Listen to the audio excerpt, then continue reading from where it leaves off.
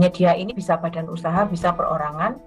Prinsipnya adalah dia bisa menyediakan barang jasa sesuai dengan kebutuhan yang tadi sudah direncanakan di dalam RAB atau perencanaan tadi. Nah, proses melalui penyedia ini, kalau di peraturan LKPP tadi ya, itu diberikan batasan sebenarnya Bapak Ibu. Jadi untuk sampai 10 juta itu kita boleh beli langsung. Beli langsung itu langsung ke penyedia gitu ya, hanya sampai 10 juta. Di atas 10 juta sampai 200 juta itu ada proses namanya permintaan penawaran. Jadi kita minta minimal 2 ya dari penyedia untuk mengajukan penawaran gitu. Itu sampai 200 juta. Nah, kalau ada yang lebih dari 200 juta, prosesnya harus dilelang. Kita tawarkan siapa yang bisa menyediakan barang, dan kemudian mereka akan menyampaikan penawaran. Kalau sesuai dengan spesifikasi, maka yang kita pilih adalah yang penawarannya paling murah, gitu. Sesuai dengan prinsip yang efisien tadi. Ya. Nah, tapi ingat Bapak Ibu, untuk jenjang nilai pengadaan ini juga mungkin bisa jadi berbeda gitu di tiap desa gitu ya, karena akan ditetapkan juga dengan peraturan bupati. Jadi bisa jadi angkanya ini bisa beda gitu Bapak Ibu ya, tergantung di tiap daerah masing-masing. Nah, yang dimaksud metode pembelian langsung tadi apa yang sampai 10 juta tadi? Nah, metode ini adalah kita langsung beli, bayar langsung ke satu penyedia. Jadi kalau misalnya karena nilainya kecil ya, hanya sampai 10 juta, misalnya butuh ATK gitu, atau butuh beli laptop gitu ya.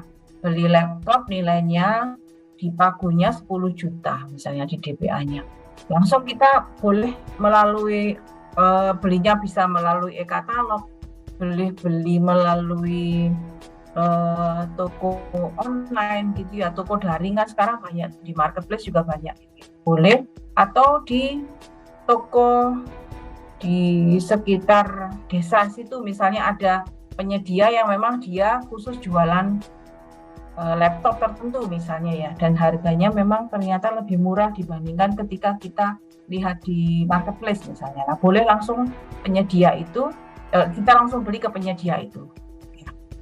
Jadi penawaran tertulis ini dilakukan tanpa penawaran tertulis. Jadi kita nggak perlu minta dia untuk mengajukan penawaran, tapi kita langsung datang dan beli gitu ya.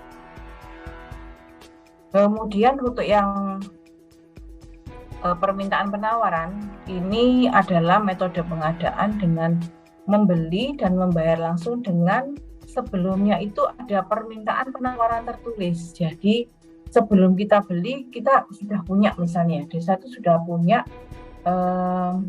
toko atau rekanan yang dia itu bisa menyediakan barang tertentu tadi.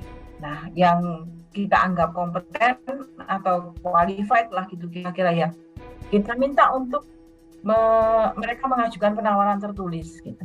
Minimal dua penyedia. Jadi biasanya desa itu sudah punya semacam daftar gitu ya, daftar penyedia yang bisa menyediakan barang jasa. Nah, mereka kita minta mengajukan penawaran. Dari penawaran-penawaran ini akan kita seleksi gitu. Diseleksi oleh TPK, baru kemudian yang spesifikasinya memenuhi, kemudian harganya paling murah, kita langsung belinya ke dia gitu ya. Nah, kalau yang terakhir ini yang di atas 200 juta melalui proses lelang Bapak Ibu. Nah, ini diumumkan secara terbuka, yang memenuhi syarat boleh daftar, boleh mengajukan penawaran gitu. Nah, itu kan kalau nilainya di atas 200 juta. Nah, saya nggak tahu kalau misalnya nggak ada ya berarti batasnya cuma sampai yang permintaan penawaran tadi gitu ya, Pak.